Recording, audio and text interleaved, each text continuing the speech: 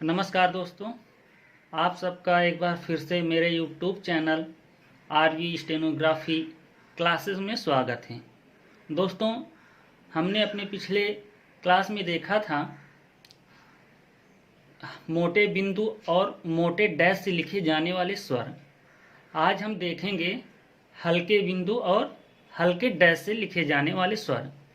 दोस्तों, हमने अपने पिछले क्लास में 6 स्वर के बारे में पढ़ा था। जो 6 स्वर थे वो मोटे बिंदु और मोटे डैश से लिखे गए थे, और आज हम जो 6 स्वर पढ़ेंगे वो हल्के बिंदु और हल्के डैश से लिखे जाएंगे। तो आइए देखते हैं कि हल्के बिंदु और हल्के डैश से स्वर कैसे लिखा जाएगा और कौन कौन से स्वर लिखे जाएंगे। ठीक है, आइए। जैसा कि हमने पिछले वीडियो में देखा था कि मोटे बिंदु से लिखे जाने वाले स्वर, मोटे बिंदु और मोटे डैश, और आज हम क्या देखेंगे, हल्के बिंदु और हल्के डैश से। दोस्तों, हमने अपने पिछले वीडियो में 6 स्वर के बारे में पढ़ा था। आज जो है बाकी के जो 6 स्वर हैं उसके बारे में पढ़ेंगे, और यही इतने स्वर का प्रयोग हिंदी आर्ष लिपि में रहेगा। इतने ही स्वर का प्रयोग रहेगा। जो 6 स्वर पहले पढ़ चुके हैं, जो बाकी जो स्वर आज 6 पढ़ेंगे उसका ही प्रयोग हिंदी आर्ष लिपि में होगा। इसके अलावा और किसी स्वर का प्रयोग नहीं होगा। तो देखते हैं यहाँ पर जैसे लिखा है अय, तो अय के लिए हम क्या करेंगे, हल्के बिंदु का प्रयोग करेंगे। अय स्वर लिखने के लिए हम हल्के बिंदु का प्रयोग करेंगे। हल्का बिंदु कैसे बनता है, अगर आप जब पेंसिल से लिखेंगे कॉपी में तो केवल बिंदु ऐसे ऐसे रख देंगे, बस उसमें कुछ दबाना वबाना नहीं है, केवल ऐसे कॉपी में बिंदु रख देंगे हल्का सा ऐसे, तो हल्का बिंदु पढ़ा जाएगा। अगर आप हल्का बिंदु किसी व्यंजन के पहले स्थान पर, देखिए मैंने आपको स्थान भी बता रखा है कि किसी व्यंजन का पहला स्थान क्या होता है, कहाँ होता है। भाग भी बता रखा है कि किसी भी व्यंजन के 2 भाग होते हैं, एक बाहरी भाग और दूसरा होता है भीतरी भाग। चलिए फिर से मैं आपको एक बार बता देता हूं। किसी भी व्यंजन का पहले हम आपको बता देंगे स्थान। मान के चलते हैं ए है आपका आड़ी रेखा का व्यंजन, जैसे हम का लिखते हैं, का वर्ग का लिखते हैं, का खा गा घा। तो इस तरह के अगर व्यंजन लिखे गए हैं तो उसमें पहला स्थान कहाँ होगा, दूसरा स्थान कहाँ होगा, तीसरा स्थान कहाँ होगा। तो पहला स्थान वह होगा जहां से हम व्यंजन को लिखना शुरू करते हैं। जैसे हम का बनाए हैं तो का यहाँ से पेंसिल रखे हैं और ऐसे लाइन खींचे, मतलब हम का बना दिए हैं। ठीक है, ऐसे ऐसे बन गया का। तो व्यंजन जहां से शुरू होता है वो आपका होता है पहला स्थान, व्यंजन जहां खत्म होता है वो आपका होता है तीसरा स्थान, व्यंजन के बीचों बीच का जो स्थान होता है वो होता है दूसरा स्थान।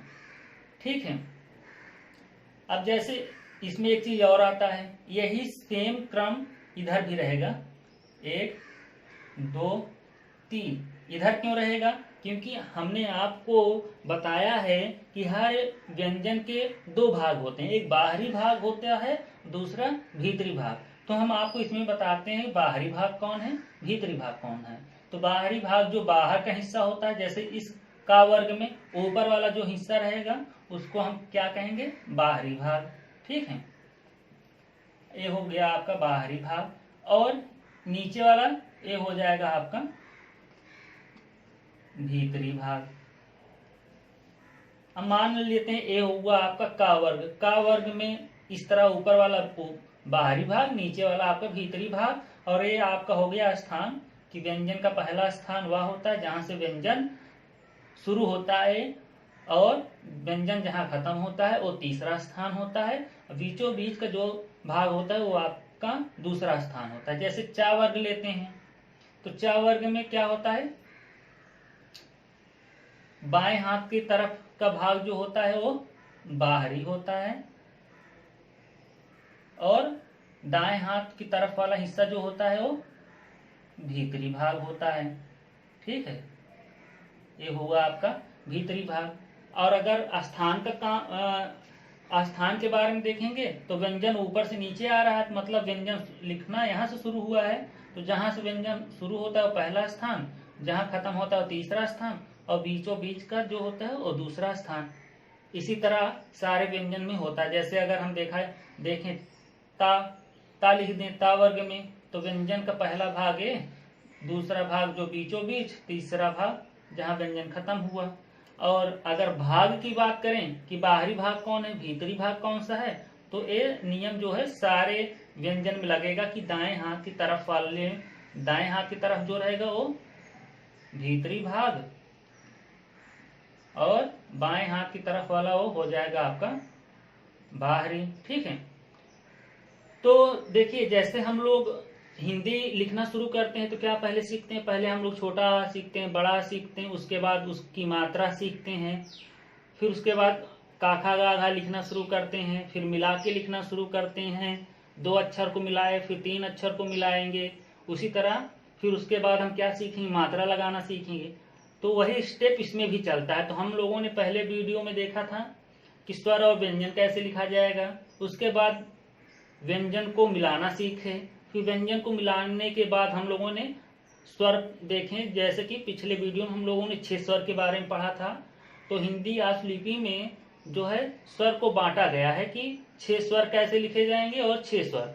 देखिए, जैसे स्वर में कुछ चीजें ऐसी हैं, आप पिछला वीडियो देखेंगे तो उसमें होगा छोटा आ, ठीक है, छोटा आ मिलेगा आपको, फिर क्या मिलेगा, ए मिलेगा, फिर क्या मिलेगा, बड़ी ई मिलेगा। और उसके बाद आप पढ़ चुके हो, बड़ा आ के बारे में पढ़ चुके हो, ओ के बारे में पढ़ चुके हो, और बड़ा ओ के बारे में, मतलब इतना चीज आप पिछले वाले वीडियो में पढ़े हो। और ये जो स्वर हैं ये सारे मोटे बिंदु और मोटे डैश से लिखे जाएंगे। और आज जो स्वर पढ़ेंगे वो हल्के बिंदु हल्के डैश से पढ़ेंगे। अब आप यहाँ देख रहे होंगे कि जैसे हिंदी स्वर में 13 स्वर होते हैं, 13 स्वर में क्या होता है, री भी आ जाता है ना, री भी आता है और आहा भी आता है। तो हम लोगों ने यहाँ पर आहा को क्यों नहीं लिया और री को क्यों नहीं लिया, ठीक है। तो यहाँ पर हम लोग री इसलिए नहीं लिए हैं कि री जैसे रा से आ रहा है, उच्चारण इसका किससे हो रहा है, रा से हो रहा है। तो जब हम लोग लिखेंगे री कहीं पर आ जाएगा तो हम संकेत लिपि में रा बनाएंगे। जैसे ये हुआ आपका रा, ठीक है, रा बन गया। तो इसका उच्चारण री से हो रहा है, री मतलब रा, और रा में बड़ी मात्रा का स्वर आ रहा है, ध्वनि आ रहा है। तो रा लिख करके हम बड़ी मात्रा अगर संकेत लिपि में लिख देंगे तो आपका क्या हो जाएगा, री पढ़ा जाएगा। लेकिन जब आप इसको हिंदी में लिखेंगे तो री फिर ऐसे लिखेंगे, री, ठीक है। और फिर यहाँ से आपका हटा दिया गया है, आहा हटा दिया गया था, आ हा। देखो आहा को उच्चारण करते समय यहाँ पर 2 ध्वनि आ रही है, एक आ और एक हा। तो मान के चलिए अगर कहीं पर हम जब व्यंजन लिखना शुरू करेंगे आहा आ जाएगा तो उसको हम क्या करेंगे, आ और हा मिला करके लिखेंगे संकेत लिपि में। लेकिन जब फिर हम उसका हिंदी ट्रांसलेट करेंगे तो हम ए वाला आहा लिखेंगे। वैसे आहा बहुत कम ही आता है, लेकिन आपकी जानकारी के लिए मैं इसको बता रहा हूँ। तो देखते हैं, जैसे अब यहाँ पर अगर अ लिखना है तो अ के लिए हम क्या करेंगे, हल्के बिंदु का प्रयोग करेंगे, ठीक है। अब एक चीज देखिए, यहाँ पर ये आपका हो गया बाहरी भाग, इसको मान लेते हैं, और इस साइड का भाग को हम भीतरी भाग मान लेते हैं, ठीक है। तो यहाँ पर हम आपको 2 चीज बताना चाहेंगे। अगर हम किसी व्यंजन के बाहरी भाग पर, और मान के चलिए स्थान भी हम आपको बता देते हैं, एक पहला स्थान, एक दूसरा स्थान और एक तीसरा स्थान। उसी तरह यहाँ पर एक पहला स्थान, दूसरा स्थान, तीसरा स्थान।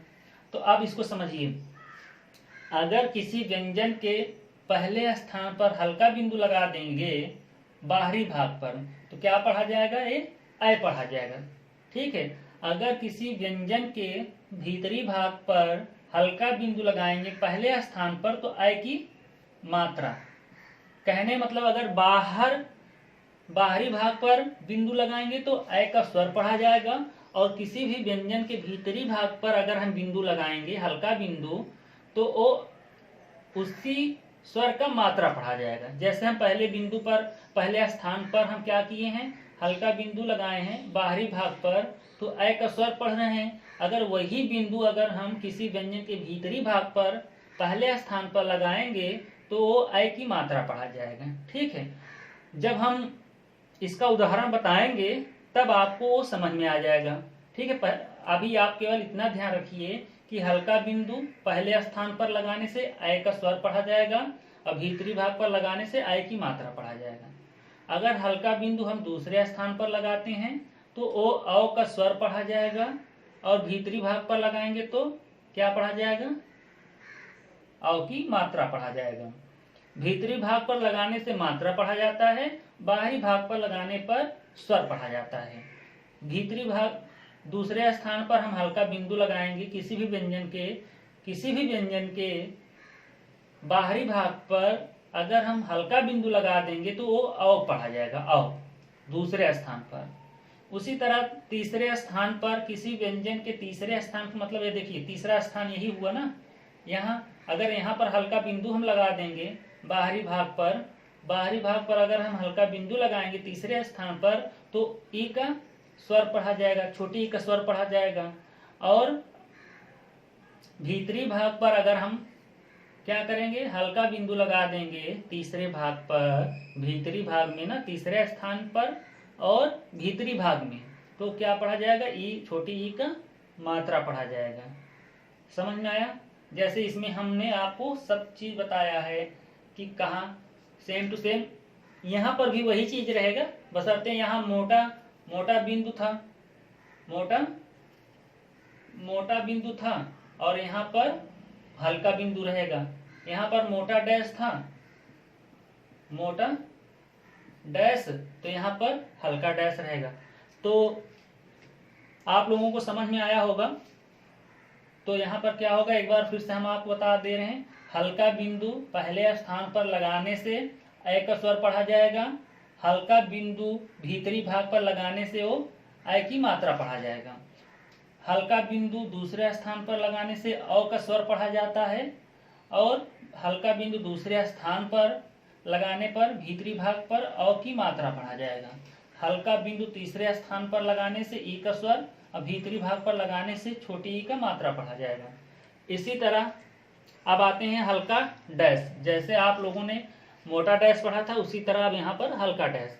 तो उसी तरह जैसे यहाँ पर आपका बाहरी भाग, इसको हम मान लेते हैं, इसका ए भीतरी भाग हुआ। ठीक है, नंबरिंग कर देते हैं तो एक दूसरा स्थान और ये हुआ आपका तीसरा स्थान।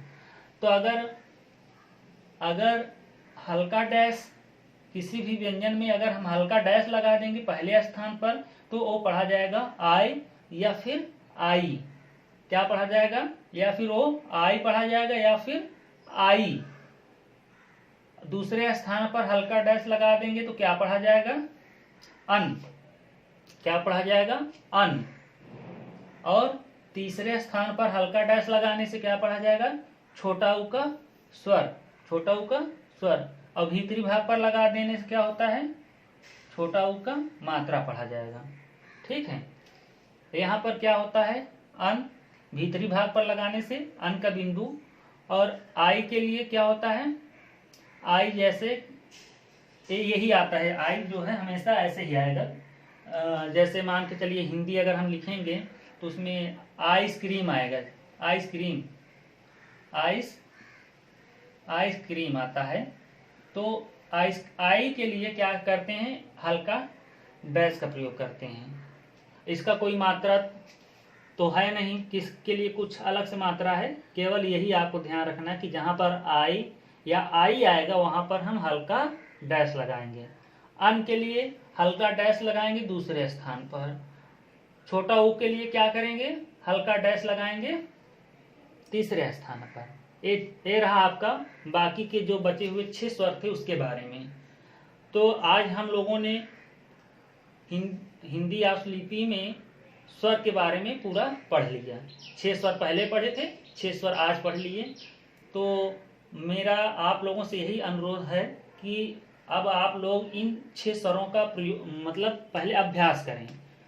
यही होता है सीखने में और लिखने में, हाथ आपको याद होना चाहिए, यही अंतर होता है। जैसे आपको किसी ने बताया कि मैं आपको हिंदी स्टेनो या फिर इंग्लिश स्टेनो 2 महीने में सिखा दूंगा, तो सिखाने का मतलब ये हुआ कि मैं आपको बता दिया, अब आपको चाहे आए या ना आए, लेकिन अगर आपको आना है कि स्टेनो आपको आना चाहिए, तो उसके लिए जो मैं बता रहा हूँ उसको आपको करना पड़ेगा। जैसे मैंने आपको पढ़ा दिया, अब मेरा काम खत्म, अब आपका काम यहाँ से शुरू होता है कि जितने भी ये 6 स्वर हैं, 6 स्वरों के बारे में आज आपने पढ़ा, उसका जो है अभ्यास आप ज़्यादा से ज़्यादा करें। जितना ज़्यादा से ज़्यादा करेंगे उतना ज़्यादा सही रहेगा। और ये नहीं होना चाहिए कि बड़ी बड़ाई में कि आपने स्टेनो पढ़ लिया लेकिन आने के नाम पर क्या है, आपको कुछ भी नहीं आ रहा है। तो हम कहते हैं भाई 2 महीने के बजाय चाहे 3 महीना लग जाए, 4 महीना लगे, उससे कोई फर्क नहीं पड़ेगा। यदि आप स्टेनो सीखे हो तो आपको आना भी चाहिए। मेरा मेन मकसद यही है कि 3 महीने के बजाय चाहे 6 महीना लग जाए, लेकिन आप जितना सीखो उतना आपको याद होना चाहिए, उतना आपको आना चाहिए। ये नहीं है कि एग्जाम में जाकर के आप केवल कॉपी लेकर पेंसिल लेकर बैठ जाओ और आपको लिखना ना आए। तो मेरा मकसद ये है कि अगर आप एग्जाम में बैठो तो आप स्टेनो को अच्छी तरह से लिखो भी, और अच्छे से आप स्टेनो को पास करके आओ, अच्छे से नौकरी लेकर आओ आप लोग। तो ये रहा आज आपका स्वर। 6 स्वर के बारे में हमने पहले पढ़ा और 6 स्वर के बारे में आज हमने पढ़ लिया। इसी के साथ आपका जो है स्वर का अभ्यास खत्म होता है। अब इसके आगे हम आपको कुछ और चीज बताएंगे। अब ये आप लोगों के ऊपर जाता है कि आप लोग कितना इसका अभ्यास करते हैं, कितना आप इसको लिखते हैं। ठीक है, अगर आपको ये वीडियो पसंद आए तो अपने दोस्तों के साथ, जो आपके साथ तैयारी करने वाले लोग हैं, उनको शेयर करें, और चैनल को इसी तरह और भी वीडियो देखने के लिए चैनल को सब्सक्राइब करें, लाइक करें। अगर हाँ कुछ सुझाव हो तो उसको आप कमेंट बॉक्स में जाकर के लिख सकते हैं, और कुछ पूछना है उसके लिए भी आप कमेंट बॉक्स में लिख सकते हैं। मैं आपका हर प्रश्न का जवाब देने का कोशिश करूंगा, और जो भी सुझाव आएगा मैं उसको अप्लाई करने के लिए कोशिश करूंगा। धन्यवाद।